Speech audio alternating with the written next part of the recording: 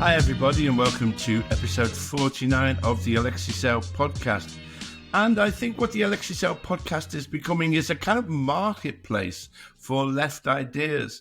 Perhaps even the Hadron Collider, where this brew of left ideas that we've had from parliamentary social democracy to revolutionary communist, where all these atoms will come together, and the way forward, the way towards a better future for the entirety of humanity will come from the Alexei podcast. I don't think that is too much to claim or to hope for.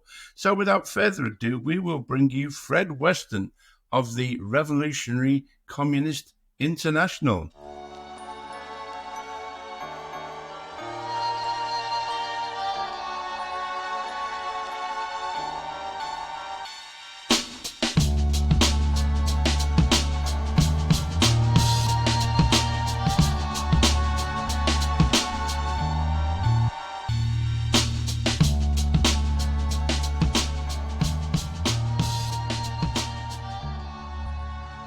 Welcome everybody, and in concert with our mission to platform anybody who's plotting the downfall of capitalism, we have on today our guest Fred Weston from the Revolutionary Communist International. Yeah. Is that correct? So Fred, tell us a bit about yourself and what your plan is. About myself? About yourself, about your organisation. Okay. Well, let's put it this way. I've been... Why do you think I'm so great? Well, I've been active in politics for 50 years now, since I was at school. I'm the son of a steel worker and a textile worker. These are my parents. My dad worked in the tin plate works in South Wales. My mother worked in a textile factory. Classic working class people. Worked very hard. My dad suffered the consequences of that, died early because of a disease he got from working with metals. I grew up listening to their stories. They went through the Second World War, suffered, made a lot of sacrifices like a lot of working class families did back then. And then, of course, I grew up in the 60s and 70s, years of intense class struggle in Britain, 1972 on the verge of a general strike, May 68 in France, the big movement in Italy, the anti-Vietnam War, protests of the youth, all that. And that is what led me, as a young lad, to look for answers to why all this was happening. And it's curious because we're launching the Revolutionary Communist International. The first book I bought and read was the Communist Manifesto by Karl Marx and Engels. Was it in one of those beige Chinese editions that we used to sell, our Maoist party used to sell? No. That was the main thing. It seems to be like the main thing that China produced in the 60s was... Yeah, I remember. Painted thermos flasks. Yeah. And editions of the Communist Manifesto. Yeah, I had some of those, but the edition I got, I subsequently lost it. Yeah. It wasn't one of those, but I did get also a one-volume selected works of Lenin. And the first book I read was Left-Wing Communism, Infantile Disorder. Right. Then... That's like a kind of... would we call that a diss track these days? That's Lenin slagging off all other left-wing groups? It wasn't so much slagging off other left-wing groups. What Lenin was doing with that book in 1920, it was aimed at the delegates of the... who had come to Moscow for the Congress of the Comintern of that year. Right. And the problem Lenin faced was, how do these new communist parties, some of them were sizable, some of them were smallish organizations, how do you win over the mass of workers that don't support the communist parties? In Italy, for example, how could the communists, who were a minority within the labor movement, win over the mass of workers who supported the Socialist Party? Right. And in many countries, this question of, Lenin pointed out, you cannot transform society without the backing of the working class, without having won over the working class as a class. You can't do it as a small minority. And the task is to win over the working class. And that book, I think, is full of advice. For instance, if you look at what he told the British communists at the time, who were much smaller as a force, he advised them to affiliate to the Labour Party in the sense that he understood the mass of working class people in Britain at that time continued to look to the Labour Party as a point of reference to try and change things. And the question is, how do you win over those workers who follow the Labour leaders to a revolutionary point of view, to a revolutionary communist point of view? And the book is about that. It's basically advising them against the ultra-left sectarianism that some of them had. I'll give you an example. In Italy, 1921, the Italian Communist Party is created. It's led by Bodiga, who was an ultra-left. And you had the danger of fascism. Fascism was around the corner, 1922, Mussolini's March on Rome. And the Labour movement was divided between the socialists and the communists. There was a spontaneous movement of youth to fight the fascists, which young people from all different parties came together. They were called the Arditi del Popolo. It basically translates as the courageous ones or something like that. Bodiga ordered the young communists to pull out of that formation and not take part, because it was either with us or against us. I think that was a huge blunder, because they could have actually been the best fighters and they could have given it a lead. Instead, they isolated themselves. That's the kind of thing Lenin was combating in that text. And we think it's still a very valid text today. In fact, our publishing house has republished it just recently. Right. Because, the British communist parties over the years indulge in exactly that. Subsequently still indulge in exactly that kind of factionalism and sectarianism. Yes, it's tragic. What happened is that Lenin, what he tried to do was say, look, less applause of what we've done and learn more from how we've done it. Study the history of the Bolshevik Party, which was a history of, all kinds of tactical turns, and including the question of the United Front towards other left parties. In the late 20s, in the late 20s, the Communist International under Stalin and the others adopted what they called the third period, which was basically, you're either with us or you're against us. And if you're against us, you're enemies. That's the ultra-leftism. That infects a lot of people, a lot of groups on the left still today. Mm-hmm. Absolutely, yeah. But, you see, we've just, this weekend actually, in Britain, we voted at a conference to launch the Revolutionary Communist Party. Right. Which the aim of which is to be a part of an organization which is going to have its world conference in June, which will be called the Revolutionary Communist International. Mm-hmm. Now, we believe that it's time to go back to the ideas of Lenin. Right. He's besmirched, he's slandered, all kinds of stories are spread about him. We've also published a new book in defense of Lenin, this in two volumes. The purpose of this is, it's not just a biography of Lenin. Many people have done that. It's actually how he built the party, the ideas he developed, the problems he faced, how he dealt with them, from all kinds of questions, from the national question, the question of war, etc.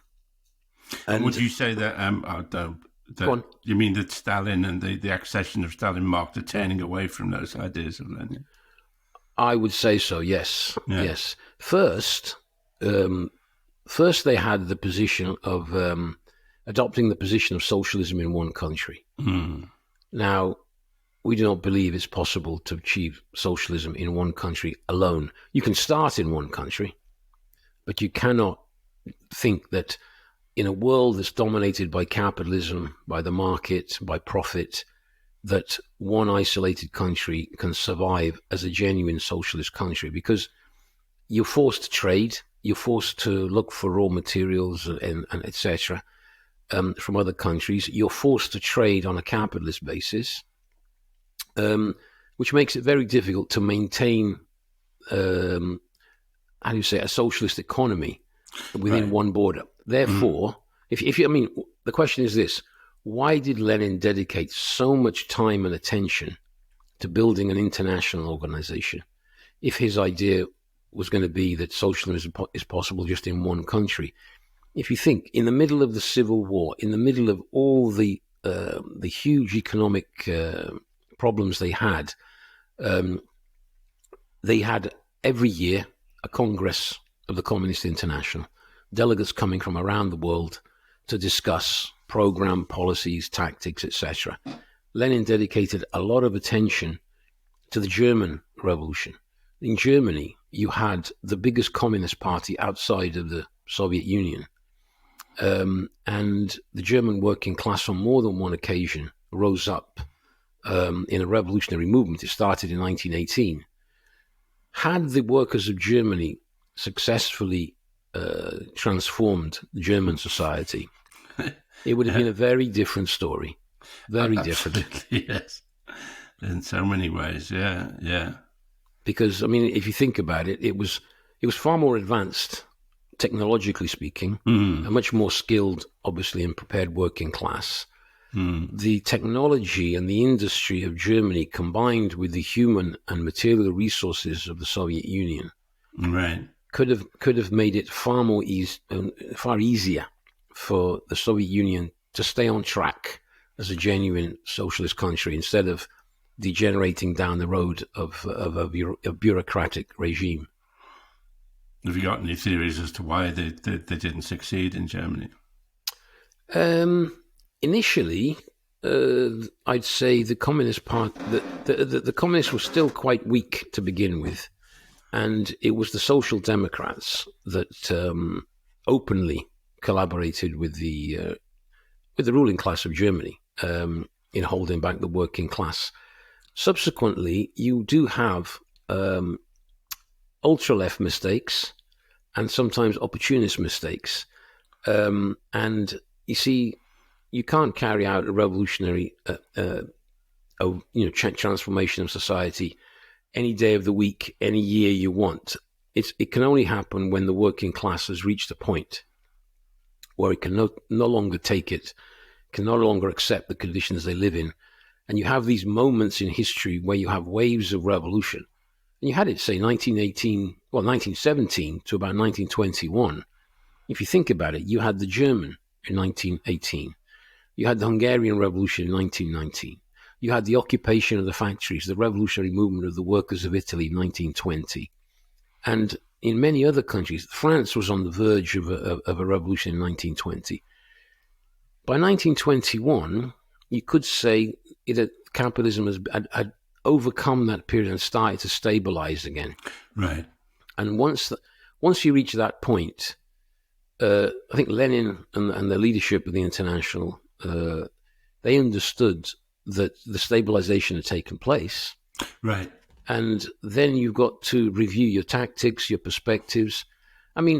Capitalism was moving towards another major crisis, which was 1929, which did come. But there was a period of stabilization in the 20s, which created a lot of problems to Communist International. Right. But we believe they drew the wrong conclusions from what happened in the early 20s. But if you go to the minutes of the congresses of the Comintern, the first 4 congresses, you'll see the debates there on this question. There are moments in history where the working class is prepared to challenge the system. We had it at the end of the Second World War. We had it in the period 1968 to more or less the mid-70s, late 70s, in Italy and France, in many countries. And every time the working class has come up against one major problem: the leadership of the working class organizations. Right. The worst expression of that, I would say, is Starmer today. Let's jump right to the present. Yes. Carry on. Well, one of our young comrades actually a few weeks ago asked me in a meeting, because we were discussing the isolation of Russia that led to the bureaucratic degeneration. And the question was, well, why did the German Revolution fail? And I thought, how do I answer that in about 3 minutes, which is what I had? The answer I gave was, well, just imagine, look, in Britain, you can see there's a lot of discontent today. We've had strikes of doctors, railway workers, teachers, nurses, etc. We've had a wave of strikes in the recent period, and there's more coming. We have the big protest over Palestine, the huge mobilizations in solidarity with the Palestinian people. We see things like Galloway that wins, which in the past would have been considered impossible for that to happen, that Labour could lose a seat like that. These are all signs of a growing radicalization, a growing mood of anger. Militancy is growing. There's discontent with all the parties. And I said, look, imagine there was a big movement today and the only person around to lead it was Starmer. How do you think it would end? And this young comrade said, oh, yeah, I get it now. I said, basically, I don't want to simplify too much, but what happened in 1918 in Germany is that the people who were leading were the Starmers of the period, i.e. the right-wing Social Democrats, the Nosks, the Scheidemans, those people. And the same thing would happen here. Therefore, if we do study these things, if we do study history, it's what can we do to make sure next time an opportunity like that comes, we don't repeat history again. Absolutely. And that means building an alternative. Okay, well, that sounds good to me. Sounds good so far. So how do we do that? Well, yes. Well, you see, we've been through a period where we saw the radicalization to the left expressed in the Corbyn phenomenon. We saw Bernie Sanders in America. We saw the experience of the Syriza party in Greece, Mélenchon in Spain, or Podemos, Mélenchon in France, Podemos in Spain. Yeah. We saw in many countries, in one way or another, a political expression of the radicalization on the left, i.e. people looking for an alternative. But in every case, we have to say, Syriza openly betrayed its electorate. Spectacular, yeah. Bernie Sanders made a lot of noise about the billionaire class and all this kind of stuff, but then went back to his little home in the Democratic Party and is backing Biden, makes a few statements about Palestine, but does nothing concrete about it. But he was able to rally hundreds of thousands of people across the United States, which showed that even in America, there were people looking for an alternative. But he basically betrayed that. Podemos rose almost from nothing and has basically collapsed again. Yeah. What we've seen is what we would class as left reformism of some kind, i.e. people who declare themselves to be socialists and can be very popular and can say a lot of good things, a lot of, individual demands such as, nationalize the railways. Who could disagree with that on the left? Or invest in the NHS and stop the privatization, which Corbyn said these things. But the limits of this kind of political thinking is that they believe they can achieve this within the confines of the capitalist system. Right. That you can defend the NHS within capitalism. That you can defend workers' interests, better wages, better housing, lower rent. I mean, everything that makes for a civilized existence is they think it's possible to do that by managing capitalism in a different way. This idea, for instance, that the problem is ideological in what sense? That austerity is something the Tories want to carry out, almost as if it's because they're nasty people. Now, we can agree that They are pretty nasty individuals. But are they doing it simply because they're nasty? I mean, the same conservatives governing, say, in the 50s or the 60s would probably have been able to grant workers some degree of reform. Yes. Because the system could afford it. Because it was going through a period of boom. Now the system is in a deep crisis and they can't afford it. The system, when they tell us, they complain, for instance, about Chinese goods. Right? Mm-hmm. The latest is in Europe is, we have to put up barriers to Chinese goods because the reality is, the reason for that is because China's out-competing them. Mm-hmm. And the reason is because they have advanced technology combined with relatively cheap labor. And it makes them competitive. Now, in a market economy, in a truly open market economy, that means the most competitive, the most productive is going to sell more than others.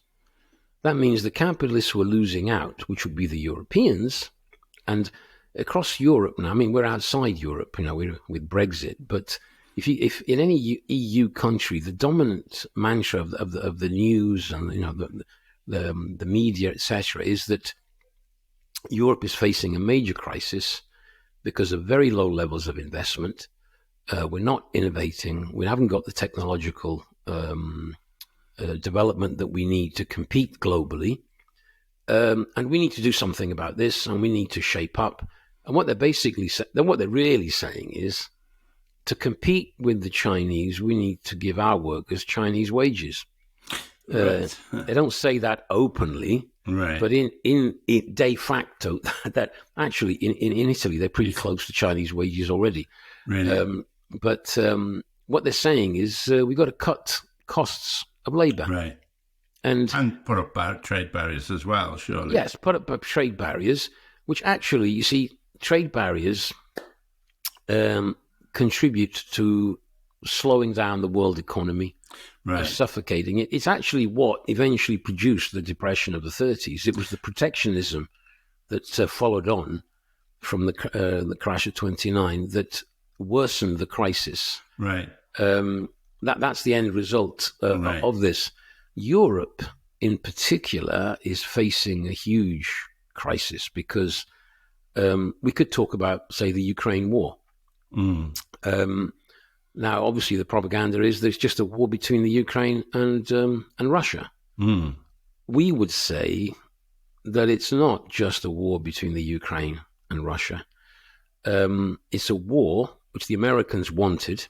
Biden clearly wanted this because there is actually a global conflict taking place, which is the United States, still the biggest imperialist power on the planet, trying to claw back spheres of influence which they've lost. Absolutely, yeah. They're in conflict with China all over the globe. They're in conflict in Africa with both Russia and China. Mm-hmm. Russia has regained its strength from the crisis after the collapse of the Soviet Union and is becoming a major player globally. And America has lost the influence that it had, although it's still obviously a major power, and it's using that. And the war with Ukraine, the real aim was to weaken Russia economically and militarily. Mm-hmm. They've abysmally failed in that because Russia is growing faster than almost any other country in the world. Russia has simply redirected its trade with China, with India, with Africa, etc. When they talk about the international community, the Western governments, they forget that they only account for about 25% of the world. Mm-hmm. There are large parts of the world which are not interested in posing sanctions on Russia. After all, why give up on good, cheap oil to shoot yourself in the foot? But the Americans have managed to force the Europeans to go down that road. And Germany now, for instance, is facing a huge crisis. Yes. Because it's being forced to give up on the relatively cheap energy sources. Cheap gas, yeah.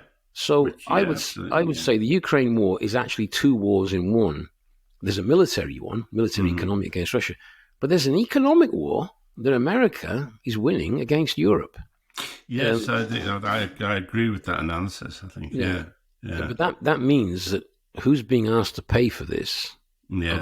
are the working class of Europe, in all countries. Yeah. And not a point of view you would hear on the mainstream media. No, they don't like to highlight it too much.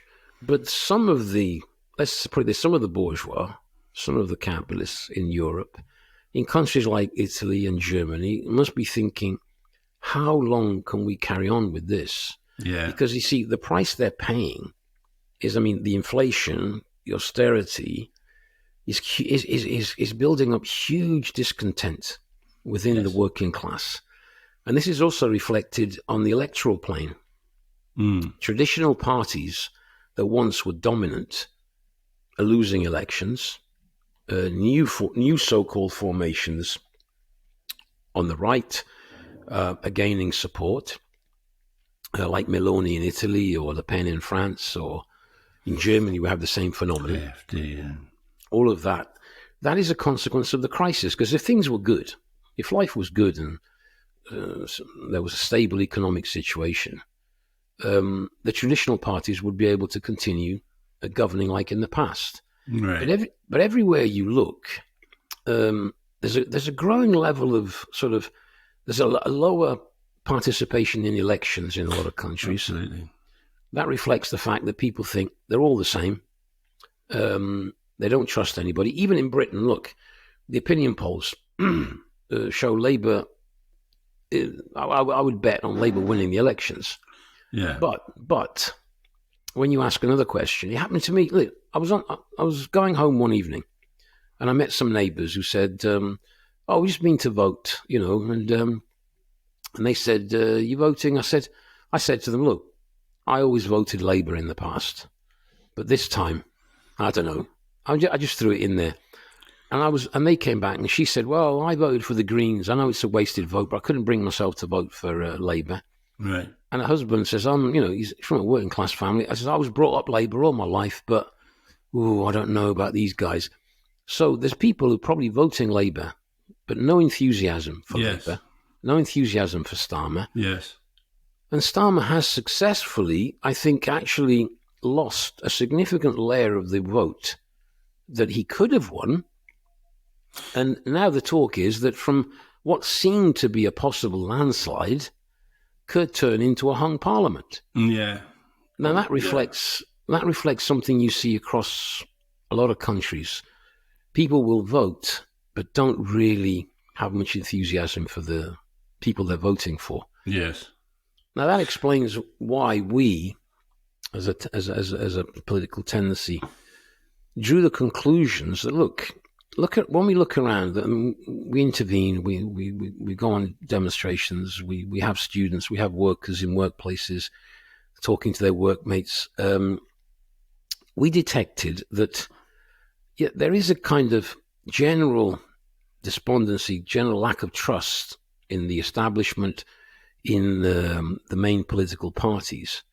But there's also a layer out there that is much more radicalized, in the sense of they're looking for a way out, right? And particularly amongst young people. Look, I've got a daughter. She's 23. Another one's 29. I got a young boy who's 13, and I talk to young people, and the way they describe their future, the future they have is like we have to pay £1,000, £1,200 rent. We can't get stable jobs. They don't pay a lot of money. So the idea that we could ever buy ourselves a house, I was with my older daughter yesterday with her boyfriend, and he said, "I don't think I'll ever be able to buy a house." Yeah. And he's got a job, but they're both working. Yeah. But they're paying £900 a month for a room in a flat. These are the conditions that young people are facing. Yeah. The jobs are unstable. There's no long-term stability in that sense. So, you enumerate the various problems in the period we were initially talking about the late 19th century, early 20th century. The conventional response of communist revolutionaries would have been that you needed that. I think I'm not misrepresenting them, but you would or there was a potential, like in Germany, for armed uprising, that the workers would arm themselves, would rise up, would seize the telephone exchange and the kinematograph headquarters and the airship factory. I mean, I assume that you're not saying that armed insurrection is possible these days, or I think maybe you are. I don't know. No, I wouldn't go down that road. But what I would say is this: since that period you referred to, the working class has actually been enormously strengthened. Now, the propaganda says the opposite. They even tell you the working class doesn't exist anymore. And I often wonder, well, I'm using a microphone. Who made it? Yeah. I'm looking at a computer here. Who made it? Yeah. I mean, I think the negation of class and the idea of class is it's a very central tactic of modern bourgeois. That's right. They want people to believe that. As you say, there's people. There's like shit, and somebody's made all the shit. All the stuff is made by somebody, and then there's a tiny minority that own all the shit. Anyway, That's right. No, I mean, I actually wrote an article last year looking at the figures. There's something like there's over 400 million engineering workers globally, 400 million metal workers, let's say. Yeah. But if you look at the overall figures for, workers, it's over 3 billion around the world. It's the fact is that the development of capitalism since the Second World War, on the one hand, the boom period created the illusions that capitalism had solved its problems, reforms were possible, and revolutions off the agenda. But the other side of it was that the development massively, to use a Marxist term, proletarianized society. In what sense? The overwhelming majority of people, they don't run their own businesses. They're not little business people. They work for a wage. Now, that wage might be in a factory, or it could be sitting at a desk doing some computer programming. Yeah. But it's still a wage. Delivering.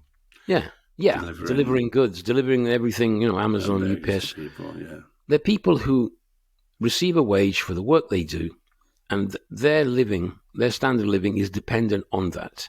Right. That, in our analysis, means that the working class has actually become the dominant class in society, numerically speaking. Numerically, but how do they go on to then seize the levers of power, which would have been initially would have said by armed struggle? Well, you see, there's going to be movements of the working class. It's inevitable. Whether there are revolutionary communists around or not, workers will go on strike to defend their wages, their conditions, their jobs, etc. Now, we imagine this. Imagine there was a leadership of the working class that had been established. Let's say the revolutionary communists had gained a dominant position within the working class. Trade union leaders, political leaders, MPs, councillors, whatever. And on the basis of a crisis of the system, you have the outburst of a wave of strikes, which could lead to a general strike. Like in 1972, we were on the verge of one. My dad took part in a 7-week strike when I was 15 years old. I used to come home from school and get strike report every day from him. If that materialized, can you imagine the leadership of the working class appealing for the workers to take control of society, which would not be just strikes, but, for instance, occupation of factories, occupation of universities, occupation of schools, occupation of offices, as part of the fight to change society. Mm-hmm. In a situation like that, Thatcher mobilized the police against the miners. Indeed. The advantage she had is that she was fighting one section of the working class, a significant section, but a minority, not backed by the TUC leaders, not backed by the Labour Party leaders, and left basically to fight it on their own, with enormous sympathy, enormous solidarity, but no concrete action taken by any other trade union leader. Now imagine in a scenario like that, instead of that, you actually call on the workers, the power workers, the transport workers, come out and support. Let's spread this, a generalized movement. Faced with that, you could envisage a situation where the state wouldn't have the forces to police a situation like that. You could actually envisage a possible peaceful transformation. In what sense? The movement of the class would be so powerful, so overwhelming, that the institutions which are there to hold that back wouldn't have the forces to do it. Imagine that you saw the problems they had with the miners. Imagine if it hadn't been just the miners, but had been the railway workers, had been the energy workers, had been a general movement of the class. You wouldn't be able to concentrate a mass of police on one picket line or a few picket lines. You just wouldn't have the forces. The other thing is this. You could imagine people who are supposed to be against you, but could be won over by a movement of the class. Yeah, it happened in... Look, when they talk about the Bolsheviks arming, I mean, the Bolsheviks, when they started out, they were not armed. What happened was whole sections of the army just came over to them. Yeah. Now, I often sense a sort of, I don't know, there's a kind of disdain amongst the left for, both the police and the armed forces, which in a sense, if you look at their relationship to power is reasonable. But the ordinary members of, I think, is this what you're saying? The ordinary members of the armed forces and the police should be perhaps regarded. I remember, I think one of militants in Liverpool years ago calling them workers in uniform, which I don't know, but in the sense that they are perhaps amenable to. They're not a solid block. Is that what you're saying? I was in the militant for many years. I thought you might have been, yeah. Because that's the roots of the tendency. But what would I say? I mean, I was discussing this with a comrade just the other day. A Canadian comrade was posing the question to me. He pointed out to me that in 1919, when you had the Winnipeg strike, 240 police officers refused to sign a statement in which they committed themselves to repressing the workers. They actually went over to the workers. Now, that's because the strength of the movement created that change within a section. I don't believe every section of the the police force is going to turn radically left. No. That's no. That's no way. Some of them are real reactionaries. They're racists, whatever. But a section could be. I mean, a lot of them come from a working class background. A lot of them will have brothers or sisters or whatever who work in a factory or an office or something. But it would always depend on the strength of the movement. Right. So in that sense, you could even affect them. But the only way to do that is to make the movement as widespread and as strong as possible. If you don't do that, that change isn't going to take place even within that sector.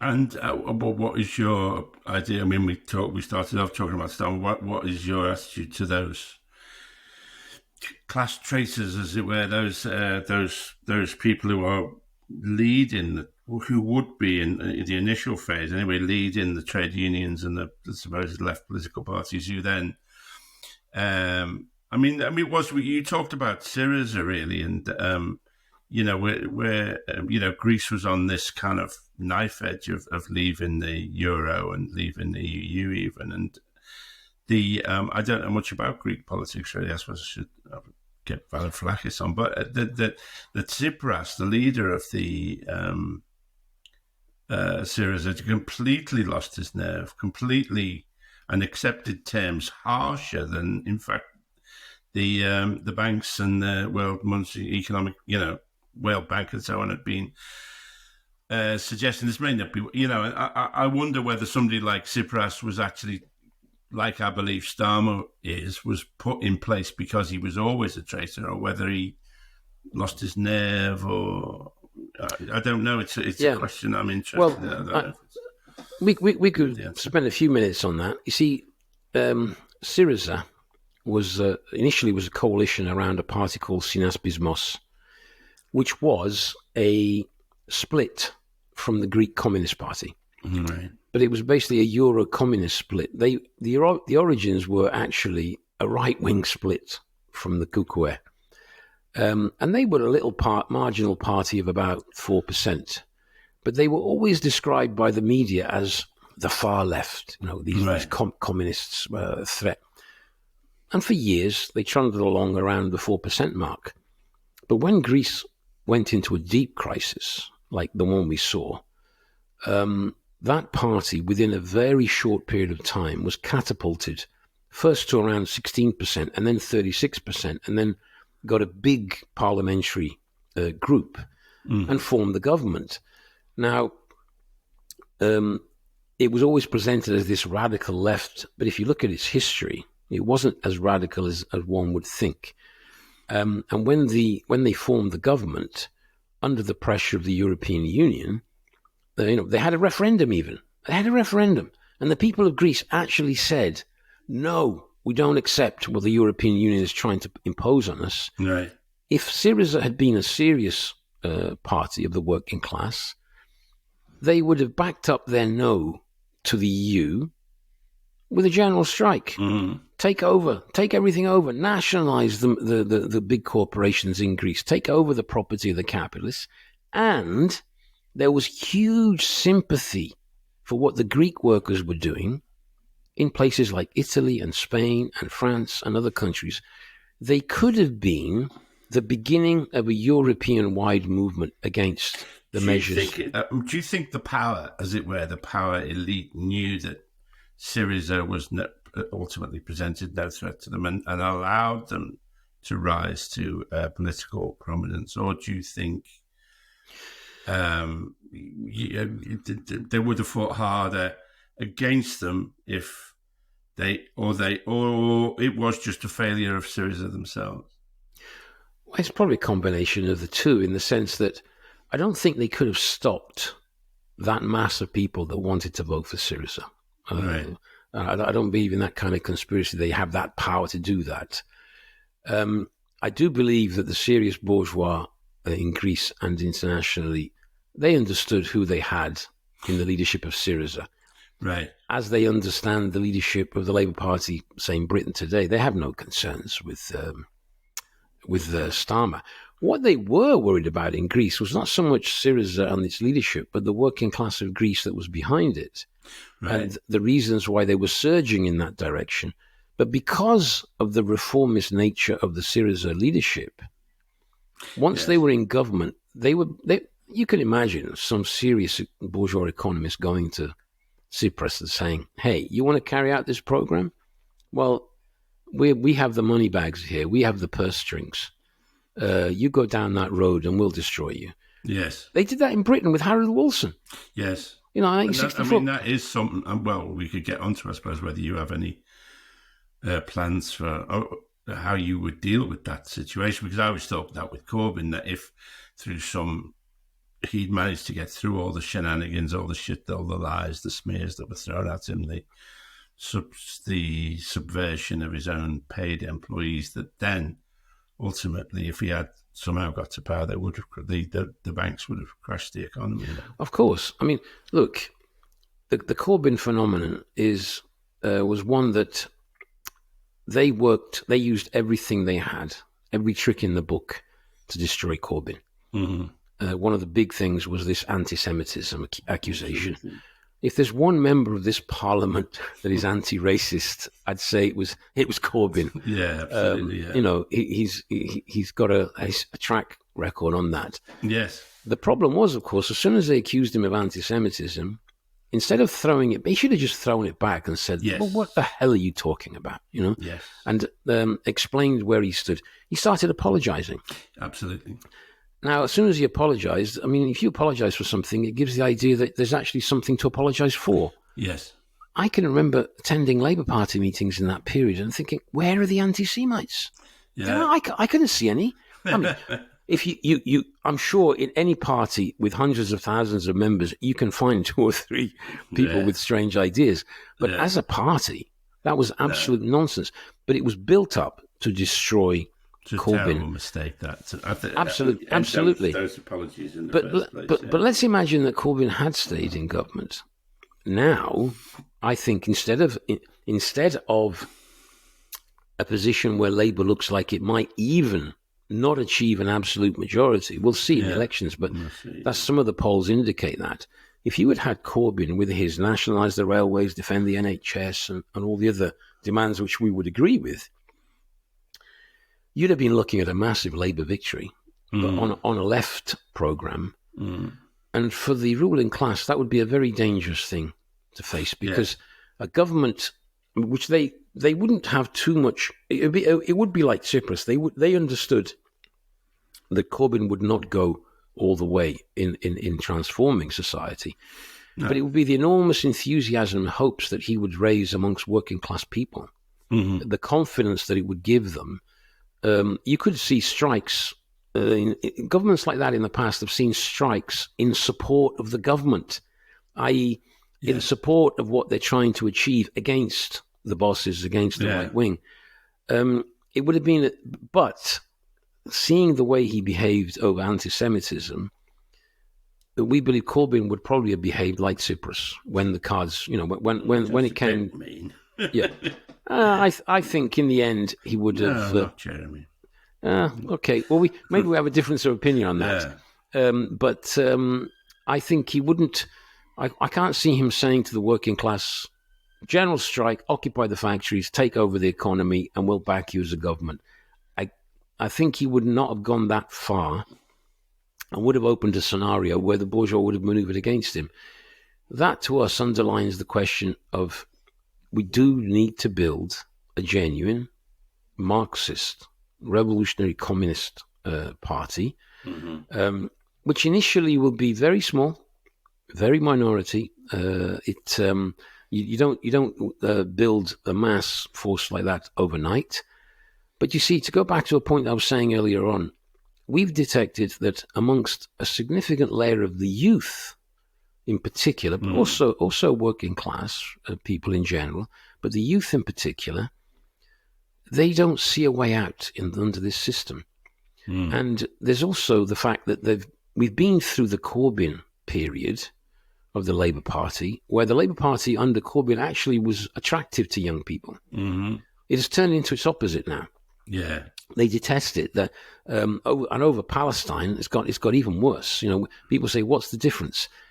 What we need to do is this: learning from. If we want to go back to Lenin, the first task is gather together all those individual, genuine communists. Because I meet people and they're like an individual. What can I do? Well, we say, in unity there is strength. We're still a minority, but let's come together as revolutionary communists, form a small party. The bigger we get, the bigger our voice will be, the more people will be able to notice us. Once you achieve that, people looking for an alternative will know where to go. That won't be the end of the task, of course, because then we will go back to the tasks that Lenin posed in left-wing communism. Once you have such a small, let's say a small but significant revolutionary communist party, then the task will be, we got to win over the working class. And that means a non-sectarian stance towards the rest of in particular, the mass formations of the left, the trade unions, even the ranks of the Labour Party themselves. We'd have to relate to. You would say that you'd work with the Greens, where would you draw the line? I don't trust the Greens one bit. I saw the Greens in Italy going from this radical sort of green alternative to being completely sucked into the system. The mayor of Rome once was a Green. I couldn't see the difference between him and the others. The problem, really? And the same's true obviously in Germany as well. Yes, that's right. If you look at it now, I sympathise with why people will vote Green, because they're concerned about the environment. We all are. It's a disaster that we're facing.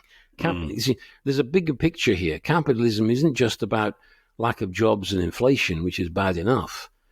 They are destroying everything. Capitalism has become now this system, which in the past they built up the productive forces, all the inequalities, but they did do that. Now they're destroying what was achieved in the past. they're destroying the environment, the climate change, all of this. And people can sense it. Young people, they look around the world. I mean, the flooding, the drought, all this, the huge movements of peoples because they're fleeing from basically areas that are becoming desert or unlivable. This is capitalism. At the same time, capitalism has an ongoing war in the Ukraine, the butchery in Gaza and Palestine, and all the other wars in the Congo and many others. There's over 30 of them, 40 of them. Yeah. This is the reality of the system. Yes. And there is what we would call a more advanced layer of the class and the youth, which is asking itself questions. Where the hell are we going with this? Mm-hmm. And what do we need to do? What we say, look, the ultimate answer is this. We need a society where we don't have capitalists who invest only for profit. Look at Thames Water. It's in a state of collapse because the investors think investing there, it's not worth it. It's not going to give them the profit. So you have literally shit floating down the streets of villages in this country. You have sewage being poured into the rivers.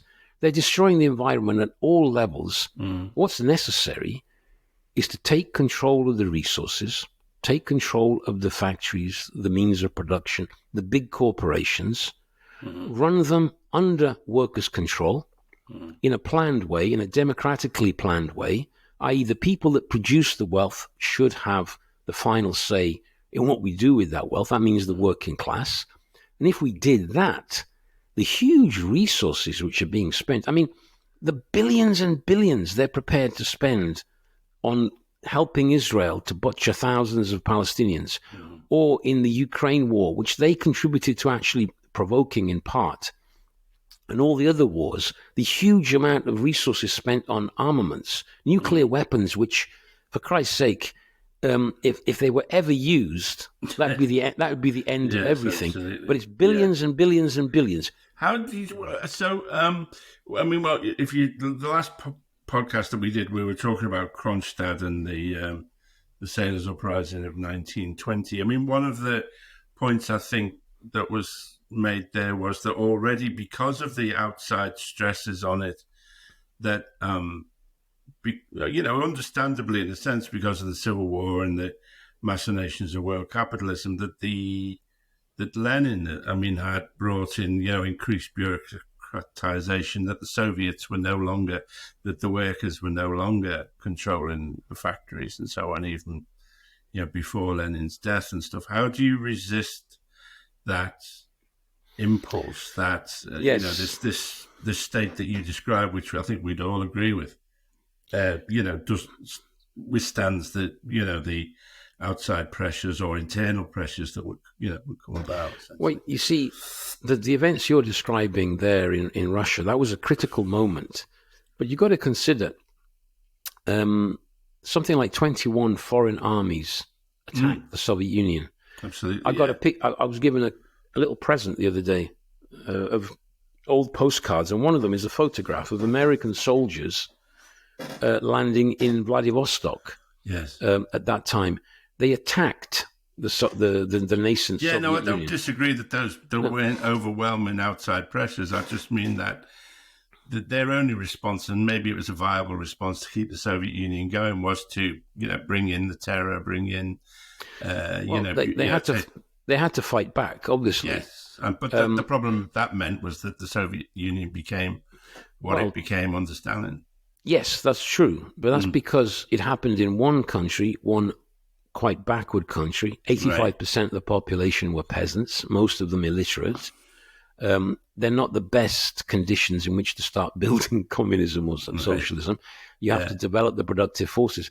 What we say is this: if America were to go communist, or Germany, or Japan, or now China, paradoxically, with its market economy, has also developed enormous productive forces.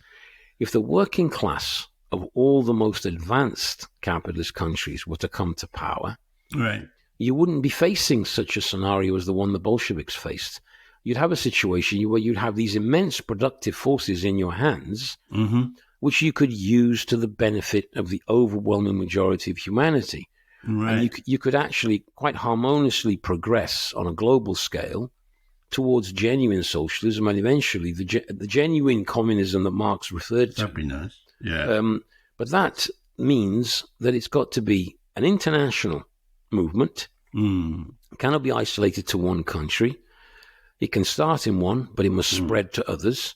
That's why you need an international organization. That's why we are launching next month. Our organization is rebranding itself. It's calling itself the Revolutionary Communist International. But it's not just a rebranding. It's sending out a message. We need to go back to the ideas of Lenin in the conditions of today.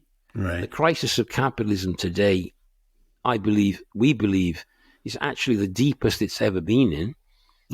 And we're only at the beginning. We're only at the beginning. And the Ukraine war is just one symptom of that. The butchery in Gaza is another.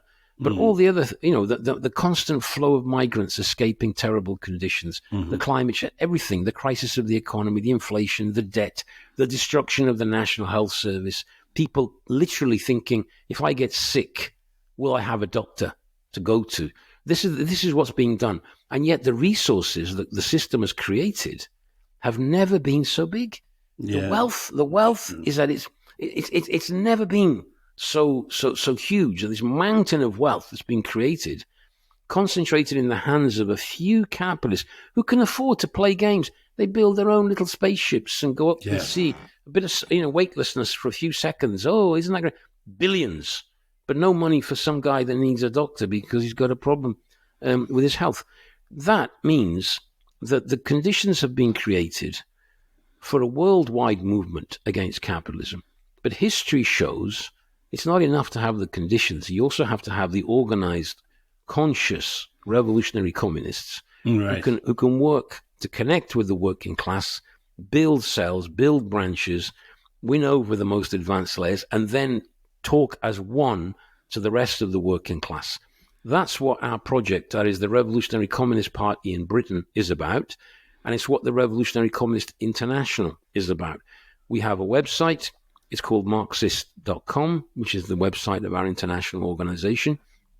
We also have our own podcast, by the way. It's called, I don't know, you probably like the name. It's called The Spectre of Communism, which has a weekly podcast on different questions. It's taken a short rest in between from now to when we launch the conference, but after June, we'll take that up again. And it deals with all kinds of questions, theoretical questions, questions that workers are facing today. And we're trying to, basically, we are defending the heritage of Lenin and bringing him back to today's generation. And it's actually amazing. I find it amazing that in spite of all the propaganda against this man, he was a brutal dictator, he was this, he was that, he was a butcher, all the stories. Amongst the young people, he's incredibly popular amongst the layer, who they look to him. I meet people who say, "Oh, I read State and Revolution." Oh yeah, oh great book. It really explains the state, etc. The beauty of the internet is that actually these texts are available, and young people who are sick of this system are saying, "What's the alternative?" Right, and they find Lenin, they find Marx, and they read it and they go, "Wow. This actually explains what we're living through." Right. Well, Fred, I think you've wrapped up beautifully like a pro, really. You've got the plug-in for the podcast and the website. And, I think there's a lot of really interesting ideas that you've raised there. Thank you for this. Thank you very much for your contribution. We will go away and... Well, thank you for having me on the show, Alexei. No, it's, I don't think we converge on everything, but certainly the ideas that you have raised, it's an accurate, it's certainly an accurate summation of the problem that we're facing, and maybe some way to go on to how we can counteract it. So, thank you very much. Thank you again. Thank you very, very much. Yeah.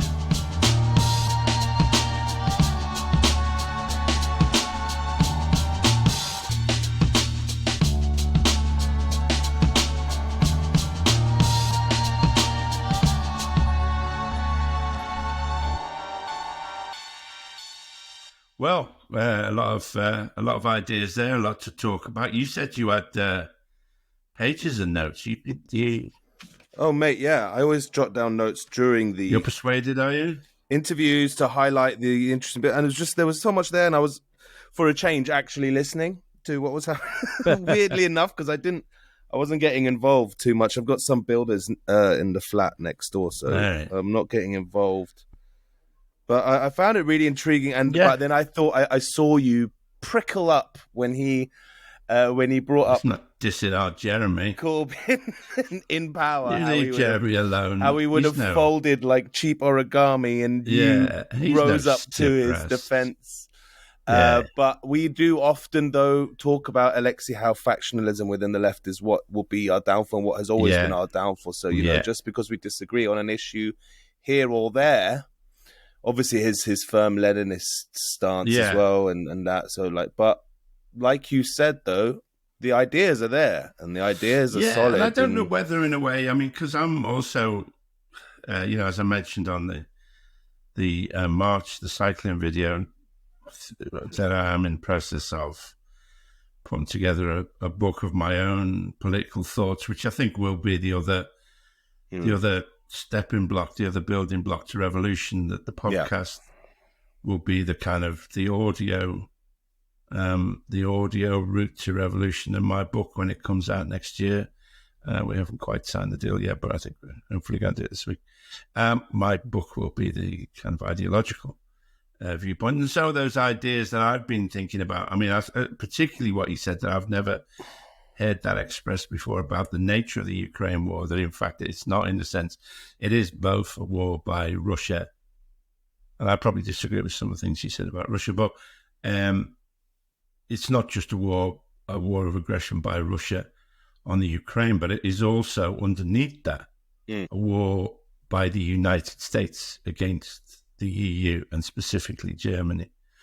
And he's right that if you look at the way that Germany's economic power has declined since the beginning of this is something that I write about in my book. I hope it still remains relevant next year.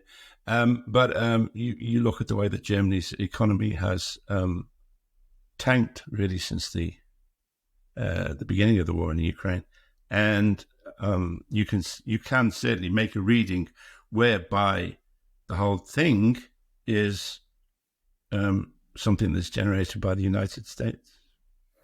It's all... I don't know that we've ever either expressed that idea before on this podcast, or I don't know how much I've seen. I have seen it expressed, obviously, on the writings of other people like Craig Murray and stuff. But you don't see that internet, point of view. You don't see that in the mainstream media, no. Yeah, you don't see that reflected in the media at all. It's all just about military interests and Russia trying to conquer the world, and that's all. That's all it is, and it's obviously not that simple. It is not. So maybe it's important to remind the listeners, what, just because they're a guest on the show is not a fully fledged endorsement, perhaps. No. But we are sharing ideas, and I think there was a lot of value there. Of course, and you mentioned the bike ride. We have a new bike ride up, cycling to Gaza, really beautifully performed by yourself, Alexei, and shot by you, Tanal. Alexei went on a bike ride to the big Gaza protest. Man, I was having dreams last night about Gaza. It's I think overnight they began a ground invasion into Rafah, and it's terrible. We're not stopping thinking about it and talking about it. No. Check out the bike ride on the YouTube if you're only listening to the podcast. Do go do that now. Stop listening to me and go and listen to that. That's philosophically Schrodinger's podcast. Do both if things. He's not on a bike, is he thinking about Gaza? Yeah. No, something like that. Yeah, both listen to this podcast, and watch the video simultaneously. Yeah. But what I don't. You're getting a double dose of Alexei this week, is what we're trying to say. Yeah, what value? What incredible value. Fucking sign up to the Patreons, you fucking bastard. Patreon.com/alexeisaylepodcast. Please help pay the bills over here. Fuck yeah. What's the name of our palace, our castle? If you were a ruler, would you have a palace or castle, or would you live in a little bungalow like the leader of Uruguay? This is what you're asking me now? Yeah. I would live...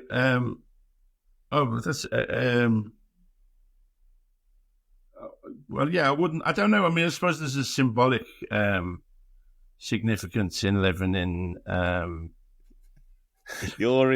But Downing Street always looks horrible. I mean, I don't know why anybody would want to live in there. I would live in it. I'd tell you what. I'd take over a branch of maybe the Red Lion Street branch of the Premier Inn. And that would be my headquarters. And I'd just get Lenny to help. Lenny Henry would Lenny get you would in help, there. yeah. And it would be an executive. I must admit, comrades, I would have an executive room, slightly better ones. You know, I'm not going to forego luxury completely, but yeah. So, and we would serve a reasonably priced buffet breakfast to everybody. And all, yeah. So my headquarters would be the Red Lion Street Premier Inn. Would he give it a name? Or would he just call it the Red Lion Street Premier Inn? Or would it have a new name? I like it, just keeping the name it has. Yeah, Red Lion Street Premier Inn. Yeah, brackets, World Communist Headquarters. Yeah. Oh, I love that image so much. Okay, you can have the penthouse. I'll work the desk. Yeah, I'm not going to forego luxury completely, but you know, I will. It's the luxury of a Premier Inn, so I don't think anyone's going to accuse you of being too bourgeois up there in your Premier Inn penthouse. All right. That really cheered me up. Thank you. You're welcome. All right. Bye-bye, everybody. Bye-bye.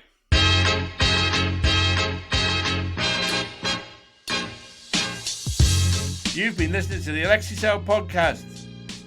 This show is produced and edited by Talal Karkuti. Music by Tarbush Records. Thanks to Audio Boom for hosting us. Please keep your emails coming in at alexeisaylepodcast@gmail.com. Goodbye.